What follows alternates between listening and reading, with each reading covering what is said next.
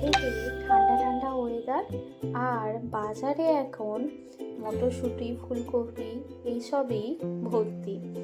আর মটরশুঁটি কিন্তু আমরা সারা বছর এই শীতকালের জন্যই অপেক্ষা করি, কবে মটরশুঁটি উঠবে। আর মটরশুঁটি দিয়ে আমরা নানা রকম রেসিপি বানাবো। ফ্রোজেন মটরশুঁটি তো সারা বছরই পাওয়া যায়, কিন্তু ওটা এই অরিজিনাল মটরশুঁটির মতো একদমই খেতে হয় না। তাই আজকে আমি বানিয়েছিলাম শীতের প্রথম মটরশুঁটি দিয়ে মটর পনির। প্রথমেই আমি নিয়েছি টমেটো, দুটো টমেটো কেটে দিয়েছি, কয়েক কোয়া রসুন এবং আদা আর শুকনো লঙ্কা, আর এখানে একটা কাশ্মীরি শুকনো লঙ্কাও দিয়েছিলাম, দিয়ে ভালো করে পেস্ট বানিয়ে নিয়েছি। তারপরে আমি এখানে পনির নিয়েছি 250 গ্রাম, সেটাকে কিউব করে কেটে নেব। পনিরগুলি আমি মিডিয়াম সাইজে কেটে নিয়েছি, খুব একটা বড়ও না, খুব একটা ছোটও না। তারপরে কড়াইয়ে সাদা তেল দিয়ে আমি পনিরগুলিকে হালকা ভেজে নেব, খুব একটা কিন্তু একদমই ভাজবো না, হালকা করে ভেজে আমি কিন্তু এখানে গরম জলে দিয়ে রাখবো। সাইডেই কিন্তু হালকা আমি গরম জল বসেছি, জাস্ট একটু হালকা গরম হলেই হবে। পনিরগুলিকে আমি ভাজতে দিয়ে এখানে গ্যাসের ফ্লেমটা মিডিয়াম করে দিয়েছি। পনিরগুলি দেখুন হালকা ভাজা হয়ে গেছে, আমি তুলে এখানে গরম জলেতে দিয়ে রেখে দেবো। পনিরগুলি এত সফট থাকে আর খেতেও খুব সুন্দর লাগে। ওই তেলেতেই আমি দিয়ে দিয়েছি 3টে মিডিয়াম সাইজের পেঁয়াজ। পেঁয়াজগুলিকে আমি লম্বা লম্বা করে মিহি করে কেটেছিলাম। এটা ফ্রাই করতে খুব সুবিধা হয়, যদি মোটা করে কাটা হয় তাহলে পেঁয়াজগুলি কিন্তু ভালো করে ফ্রাই হবে না। আমি কিন্তু পেঁয়াজগুলিকে একটু তেলেতে ভেজে নেব। এই রকম ব্রাউন কালার চলে আসলে আমি পেঁয়াজগুলিকে তুলে নেব। পেঁয়াজগুলি একটু ঠান্ডা হওয়ার জন্য অপেক্ষা করব। আমি একটা প্লেটে পেঁয়াজগুলিকে তুলে নিয়েছি। খুব একটা কিন্তু বেশি ভেজে ফেলবেন না, তাহলে কিন্তু গ্রেভিটা তেতো হয়ে যাবে। তারপর ওই তেলেতেই আমি আরেকটুখানি রিফাইন্ড অয়েল দিয়ে দিয়েছি। তারপরে এখানে আমি দিয়ে দেব গোটা জিরে ফোড়নে। আমি এখানে 1 চা চামচ নিয়েছি গোটা জিরে। গোটা জিরে দিয়ে আমি কিন্তু যেই টমেটো, আদা, রসুন এবং লঙ্কার পেস্ট করে রেখেছিলাম সেটা দিয়ে দেব, দিয়ে ভালো করে কষিয়ে নেব। আর টমেটোর সাথে আমি কিন্তু এখানে একটু জল গুলিয়ে দিয়ে দিয়েছি।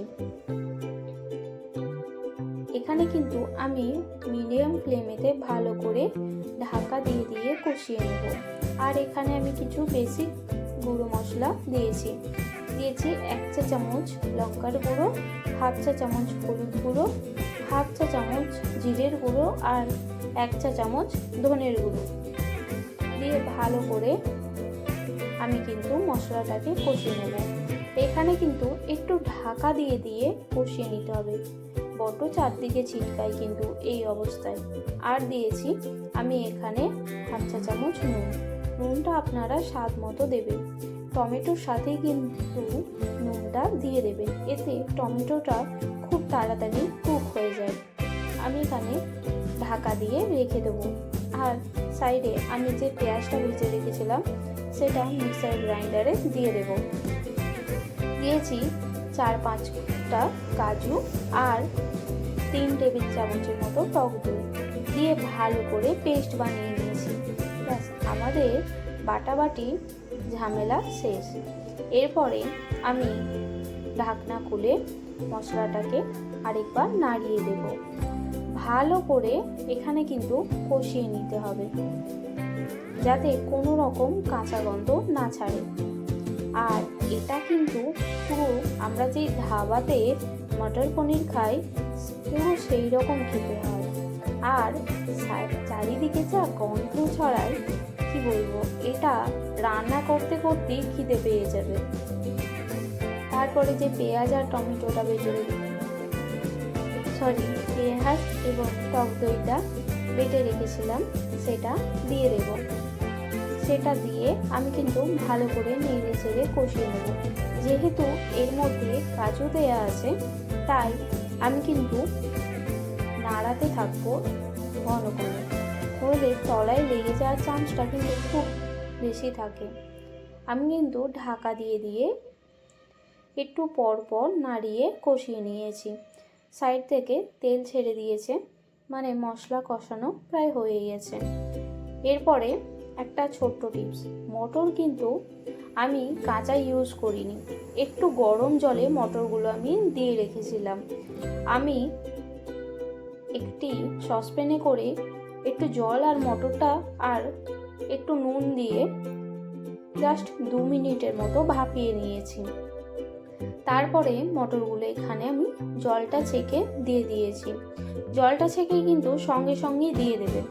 তারপর মটরগুলো দেওয়ার পরে আমি এখানে দিয়ে দিচ্ছি গরম মশলার গুঁড়ো 1/2 চা চামচ এবং দিয়েছি কাসুরি মেথি 1 টেবিল চামচ। একটু বেশি করে কাসুরি মেথিটা দিয়েছি, এর গন্ধটা খুব সুন্দর লাগে।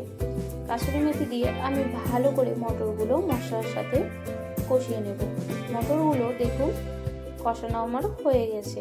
এরপরে আমি দিয়ে দেব পনির। পনিরটা একটু শেষের দিকে দিয়েছি, নইলে পনিরগুলি ভেঙে যাওয়ার চান্সটা খুব সুন্দর।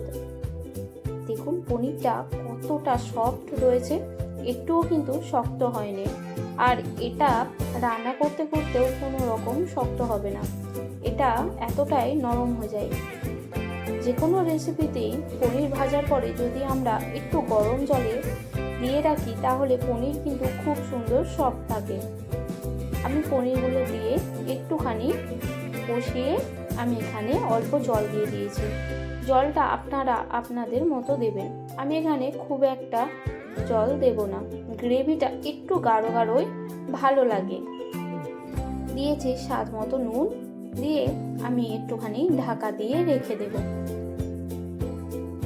পনিরটা কিন্তু আমি 5 মিনিটের মতো ঢাকা দিয়ে রেখেছিলাম, খুব একটা বেশি সময় রাখিনি, তাহলে কিন্তু পনিরটা একদম গলে যাবে।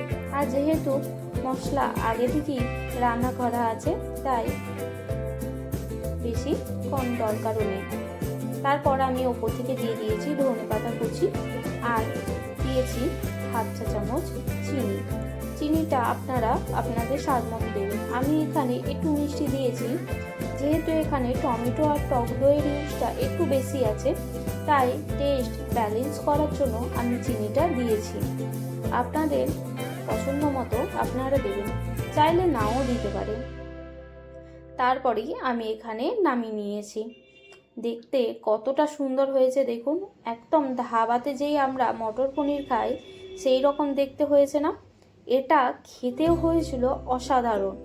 অবশ্যই কিন্তু বাড়িতে একবার হলেও ট্রাই করবেন এই শীতকালে মটরশুঁটি দিয়ে।